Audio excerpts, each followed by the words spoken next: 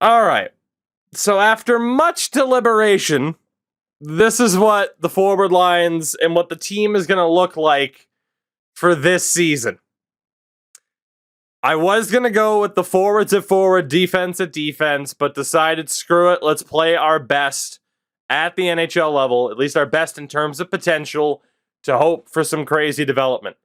So our top line this season is going to be Gabriel Holt, who is not looking great to hit a super high level, but he does have a great shot. Centered by Jaden Summers, and then Maurice Brule on the right, hoping that the X Factors help. Bowden's on that second line left wing spot with Robert Hedberg and the medium elite defenseman Alan Sigalet. Just a hope that he continues to improve. Adrian Froats, who is fine. Mikhail Kolosov, who's solid, but obviously never going to be anything special for us. And then Liam Franzen, who we took in the 6th round in this year's draft, hoping like hell for some crazy late development. And then Andrechuk, who was our 2nd round pick. I don't know. Is it better to play him in the AHL or is it better to play him in the NHL on the 4th line? I don't know. Same thing with Cheng. Is he better in a 4th line spot as a forward? Or is he better at AHL defense? And then Khalil Joseph continues to stick around because it's hilarious that he even had an ability in the first place. But the thought is, if that offense can be somewhat competent, which on paper it shouldn't be, but we outscored a couple of teams last year, then this defense is hilariously good, outrageously good, and so is this goaltending on paper with Kavasha and Blomqvist. So that is the thought. I will admit I am concerned about playing the defense there because, again, in the AHL, we do have a lot of forwards, but we have a couple of forwards playing defense in the AHL. And at the very least, the goaltending is very good as well in the AHL. So I just don't know. The forward shortage has been ridiculous. It really has been. But I am hoping by some miracle this will work and that we'll see some good development here. I'm not banking on it. I'll tell you that much. But yeah, I just don't know what the right decision is. I don't think we've ever had this particular problem where there just hasn't been a clear-cut decision on what approach to take with a team because of the ridiculous forward shortage. McDonough Coliseum is the site against Washington. Our season opener. Their team is stacked. Our ratings for the year, 59, 95, and an 83. And that is the key. We have an ungodly defense and some really staunch goaltending.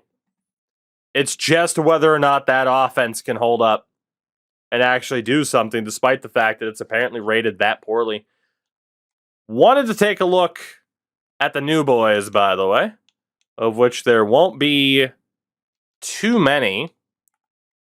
Cheng played here last year. The only new boy on defense is Harry Andrechuk. Again, 2nd round pick this year. Another Silver Fox. Harry Andrechuk. The second guys find out they've been drafted here, they're on death's door. Their hair goes. Let's see, we got Liam Franzen. The low elite 6th round pick. No guys with like crazy hair, crazy beards, just straight cut. Nice gentlemen, you know? It's just some nice gentlemen that like punching faces. And Robert Hedberg.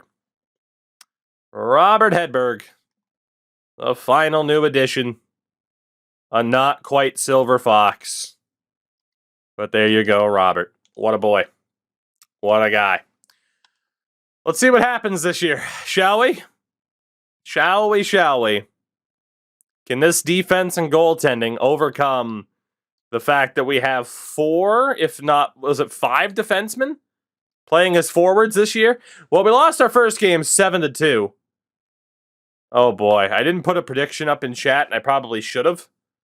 in regards to how people thought we would do.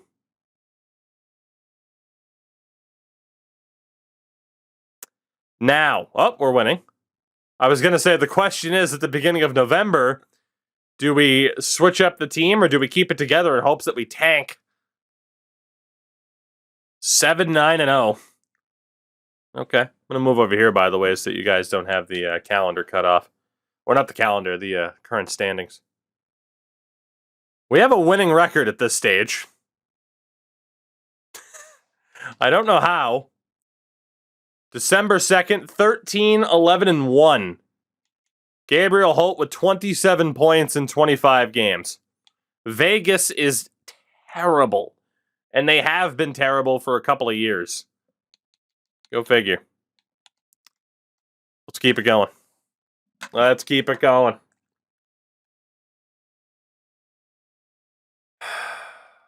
This is a streaky team. Back to a losing record at this stage.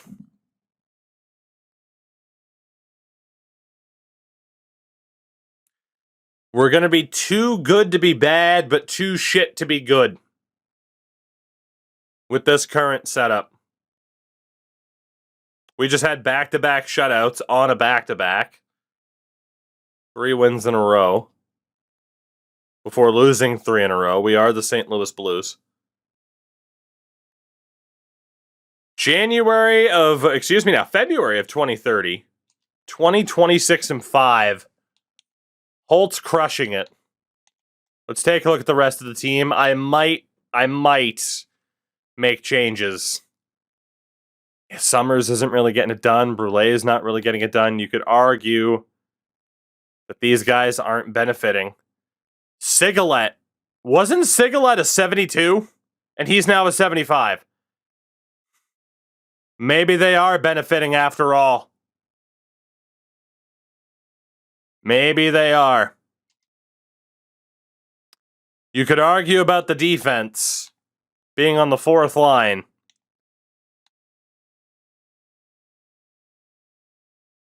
Our defense hasn't been amazing.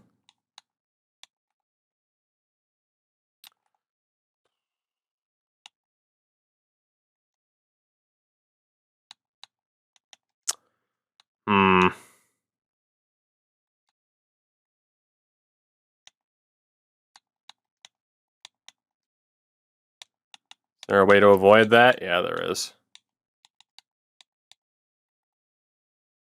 As hilarious as that is.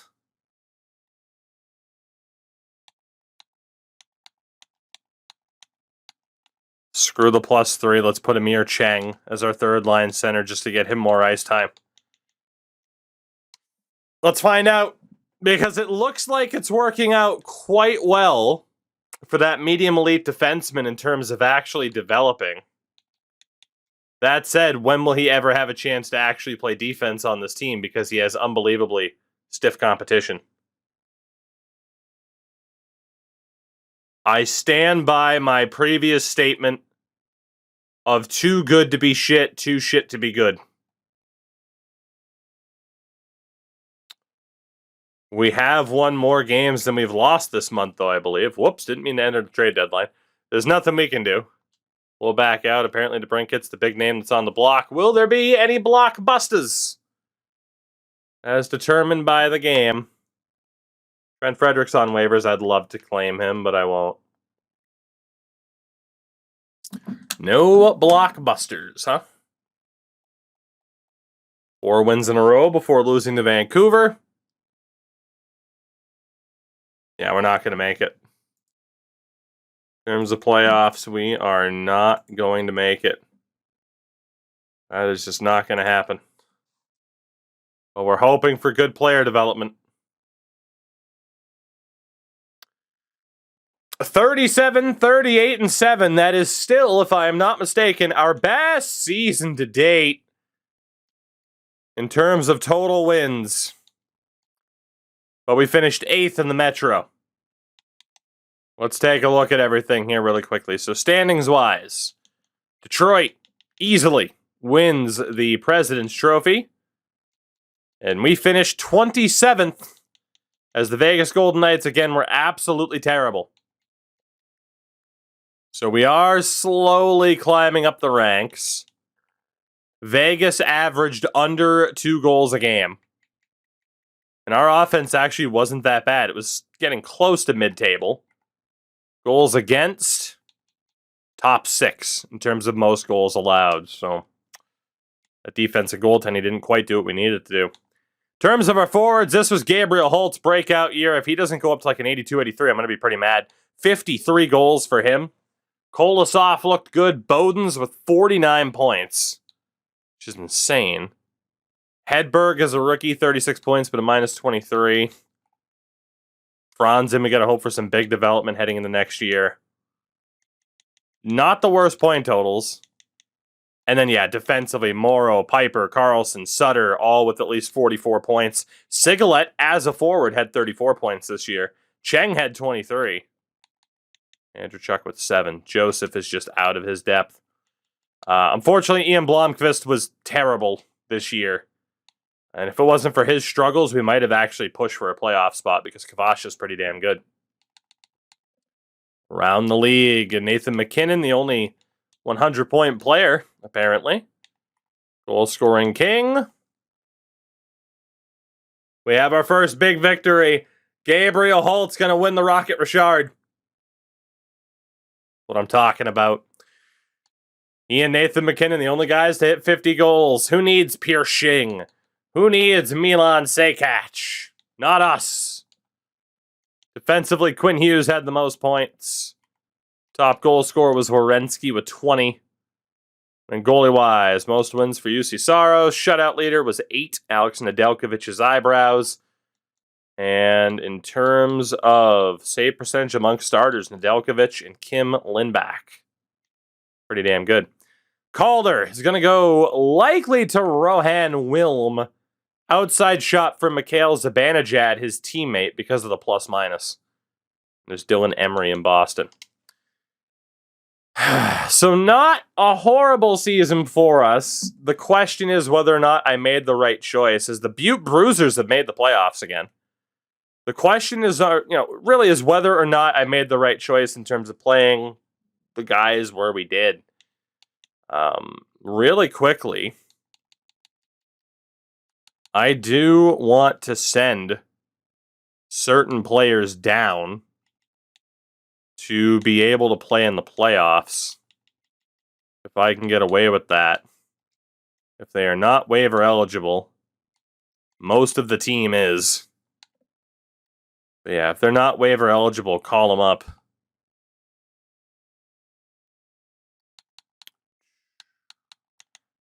Best way to go about this? Best way to go about this. Because I need people on the NHL roster.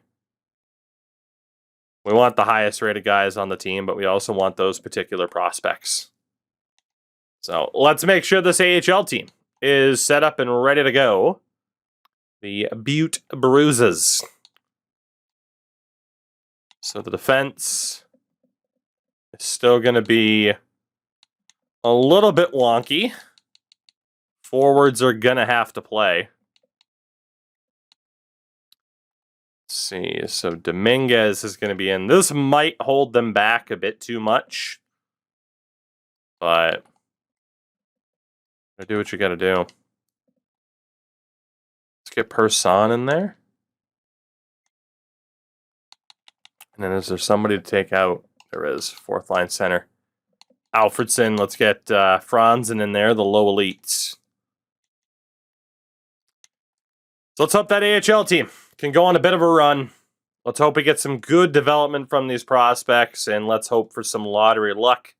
If there is a player that we need, it's Butte and Cleveland. A game 1 loss. A game 2 win. Game number 3, up 2-1 in the series now. Make that 3-1 in the series. The Butte Bruisers going on to round number 2. They do have a Calder Cup. Already in their history, they take on the 51-win Marlies. Lose game 1. Lose game 2. Game 3, not in trouble till you lose on home ice. 2-2 series. Game 5 goes to the Bruises. Down 2-0. They win in 6, 4 in a row. Butte on their way to the conference finals. They take on the Springfield Thunderbastards. Never should have been moved there. Game 1 goes to the Thunderbirds. Game 2 goes to the Thunderbirds. Game 3, where have we seen this before? 2-2 series. Game 5. Shit. Game 6. They're going to 7. Winner plays the Iowa Wild for the Calder Cup. First period of Game 7, 2-0 Bruisers. Datsuk and Milroy. Second period, now 3-1. Blomqvist for them, Hedberg for us. And the Butte Bruises, for the second time in their history, are off to the Calder Cup final. Of course, the last time they made it, they won it.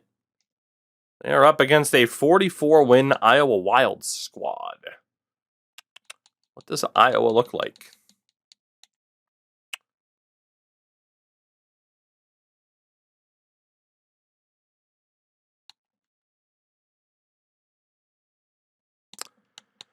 Well, it was a good run, fellas.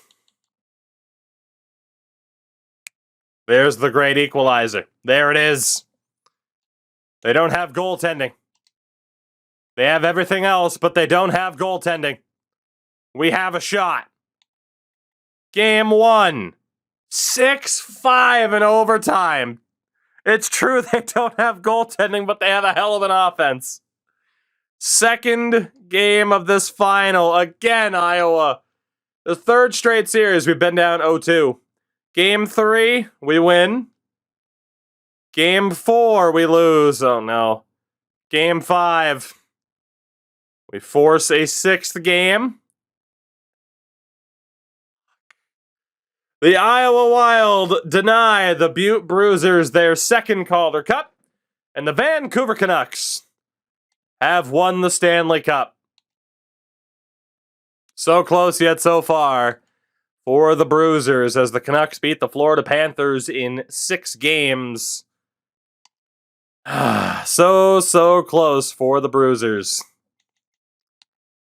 Vancouver led by Lucas Raymond, Trevor Zegras, Jake DeBrusk. Defensively, Coughlin, Quinn Hughes. Thatcher Demko's still there, don't worry. Wow. And then I wanted to take a look at the Bruisers playoff numbers there.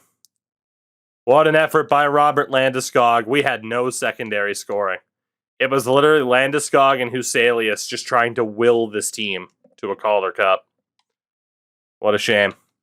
In terms of the awards, that is yet another different Stanley Cup winner.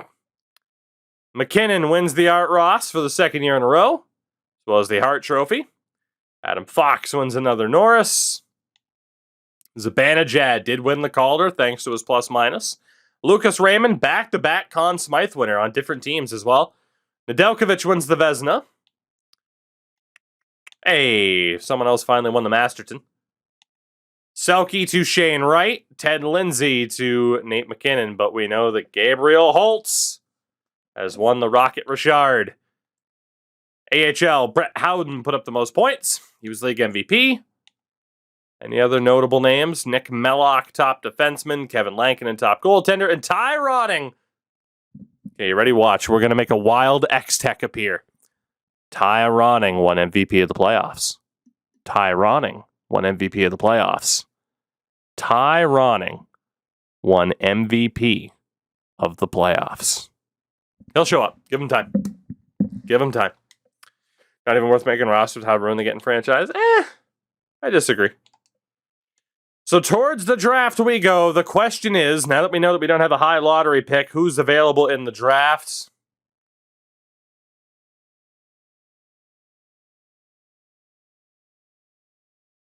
It's 2 years in a row there's been a grinder or a power forward in the top 5 once we're out of the top 5.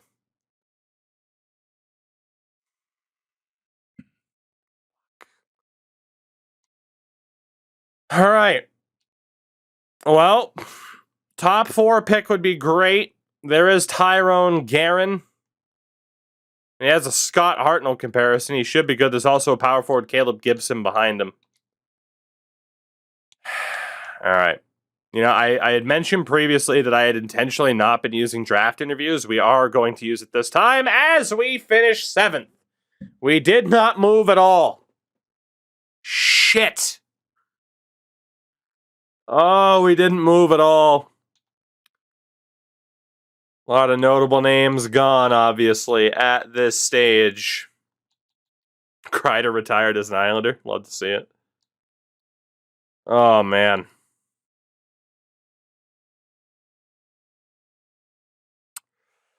This is a bit of a rough spot to be in. Sean Couturier becomes a coach.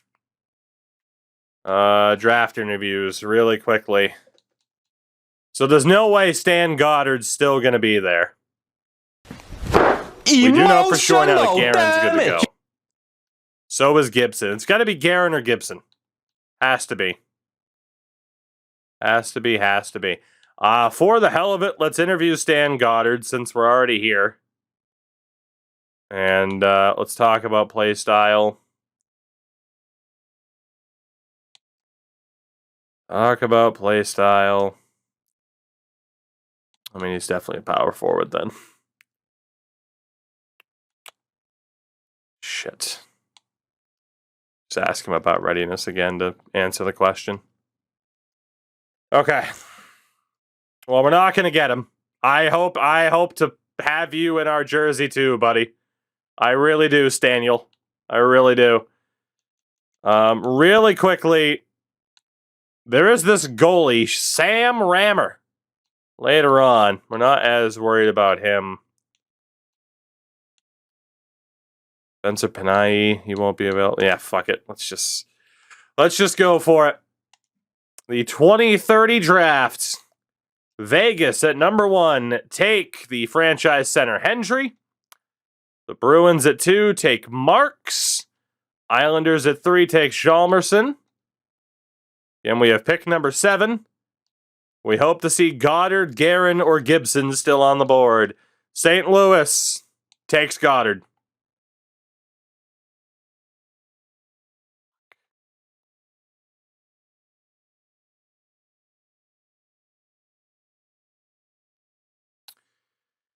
Buffalo at 5 takes Tarky, which means we are guaranteed to get one of our boys.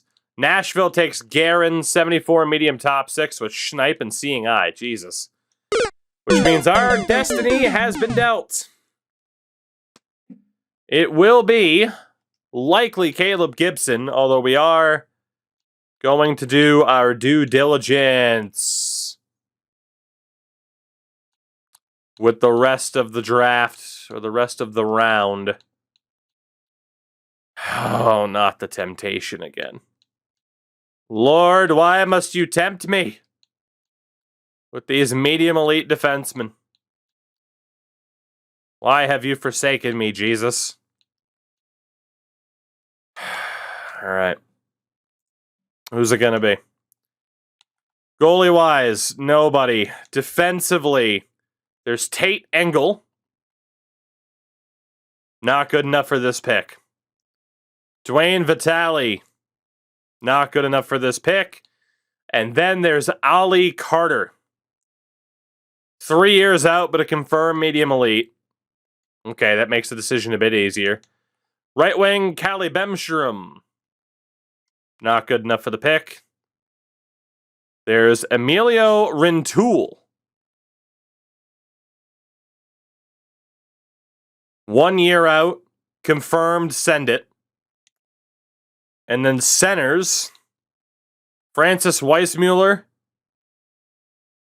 Not bad, but not good enough. There's Spencer Panay. Not bad, but not good enough. And then there's this man, Caleb Gibson.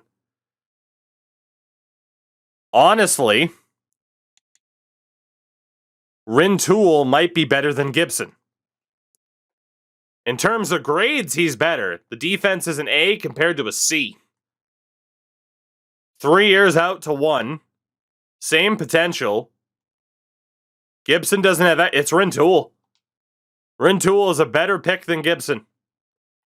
And I think Rintoul being 1 year out, he's just like the center that we drafted last year. He's perfect. So we'll pass on Ali Carter and we'll take Emilio Rintoul. 7th overall in this draft. 75 rated. Guerin has 2 X factors, so does Rintoul. Seeing eye and send it. That actually worked out pretty well for us. If we weren't going to get Goddard, I think we got the next best thing. And there went Gibson, who was only a 66 and had no abilities. We nailed it. Given the circumstances, we did very well there. Pick number 40. We do have... Oh, God, the gems.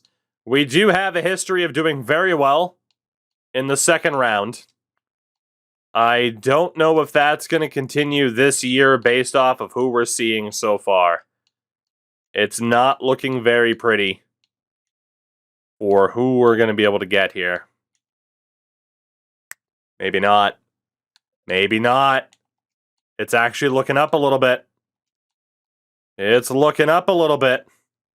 So for goalies, there's Zharkov and Rammer. 918 for Zharkov, Jesus.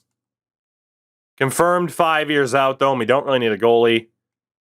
Rammer's 5 years out. Yeah, we don't need a goalie here. Defensively. Again, it'd have to be an elite defenseman for me to take him. Chase Sasaki, not bad, but not elite. Henrik Rensfeld, same thing. And then we know Yara McKenzie's not amazing.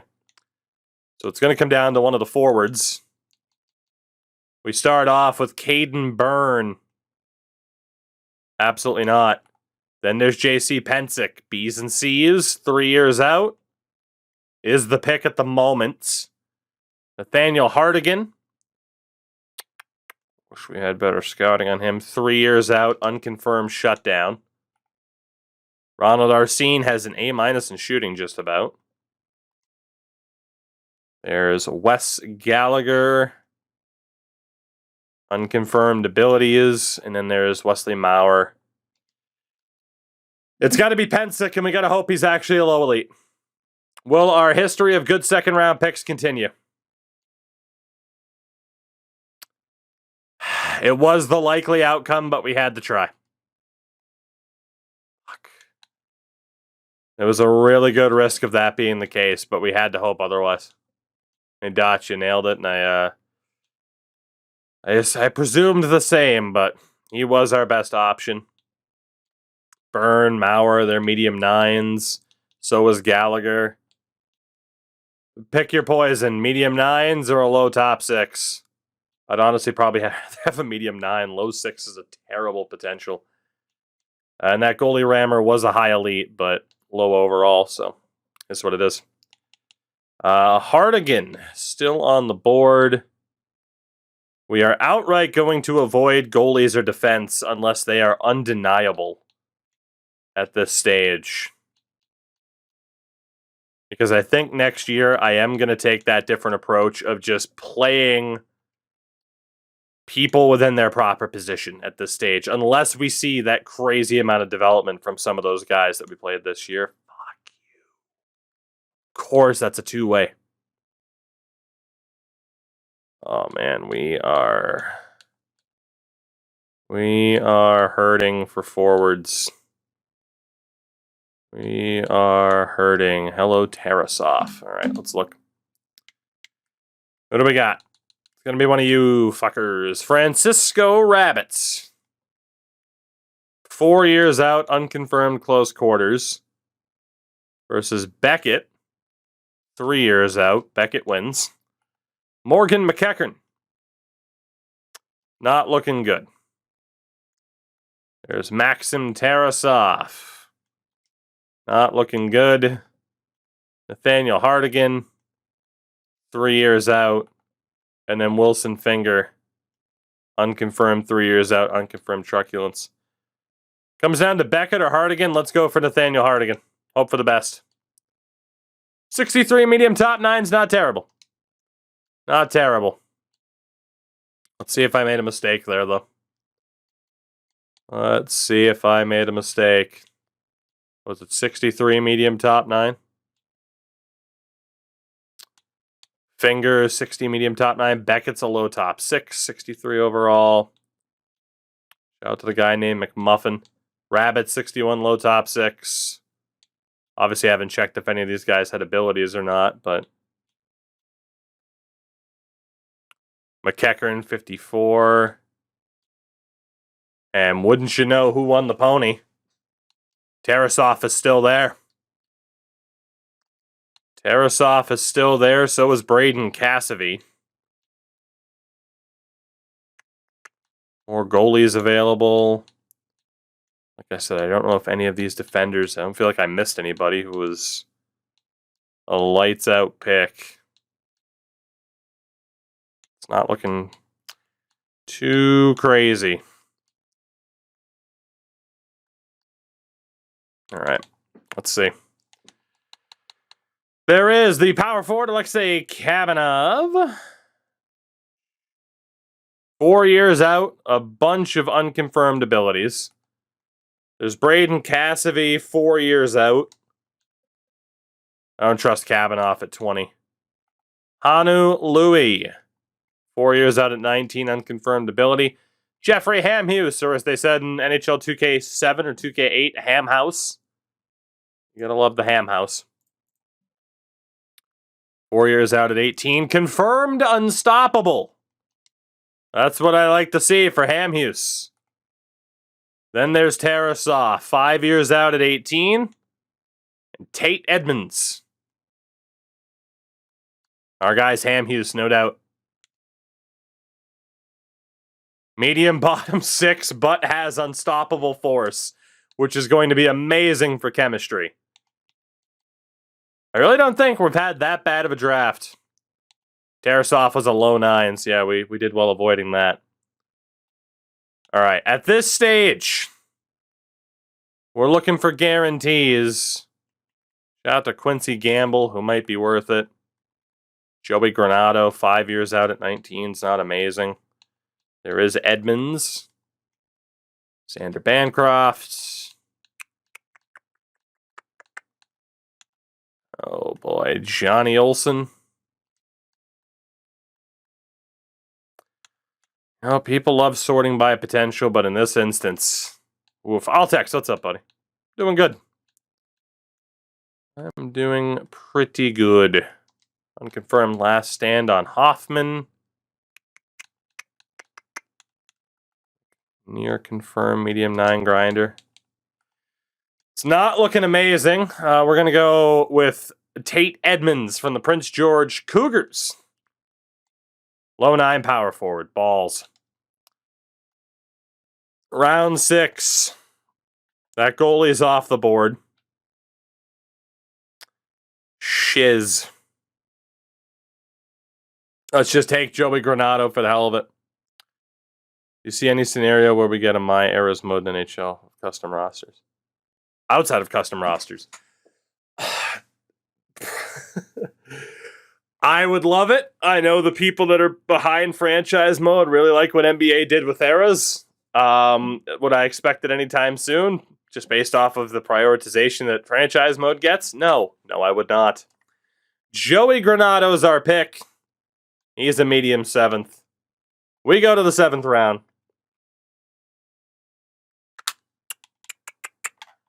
And our final man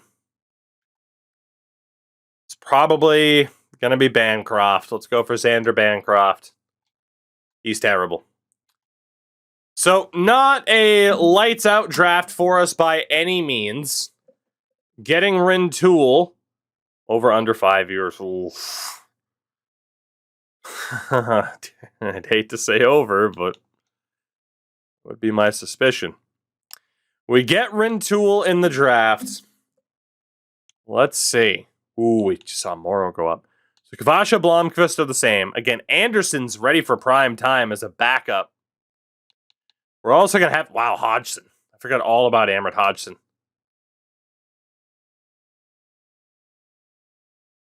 I mean, shit. We have 6 goalies. We're allowed to have 6 goalies signed. Let's just have the 6 goalies. Why not? And 2 guys will sit, but it is what it is. Defensively, oh boy. I forgot we were paying our big boys that much money. Defensively, it is time to qualify some people. Sigalet's showing up as a 76. Playing him at forward has been a very good decision. I don't really think Day is going to get that much better. There's Joseph and his ability, then there's Granato Bancroft. My roster's out yet? No, I just started. 4, 5, 6. 1, 2, 3, 4, 5, 6. With 1 extra. So let's go ahead and qualify all the boys here. On the defensive side of things. On the wing.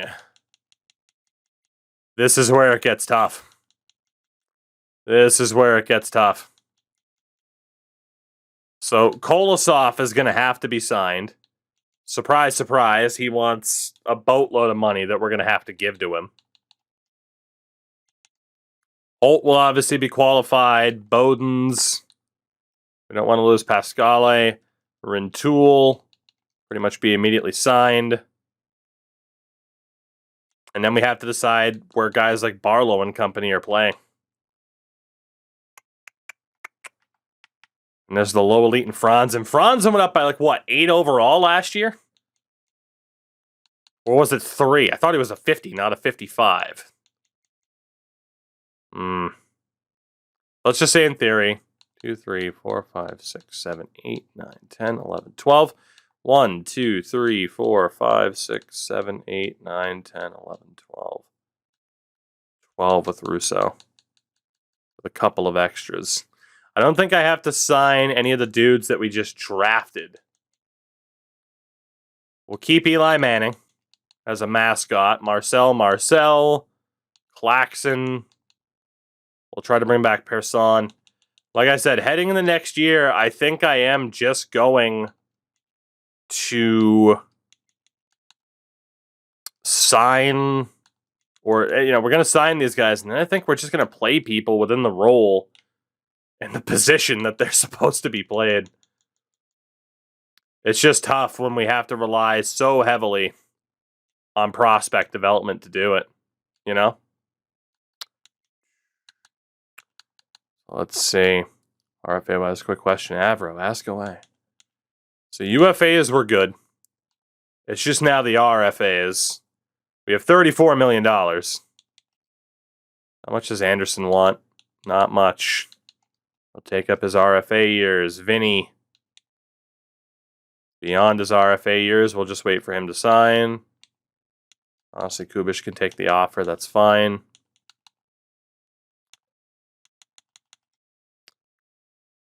Honestly, I'm going to wait it out with these guys.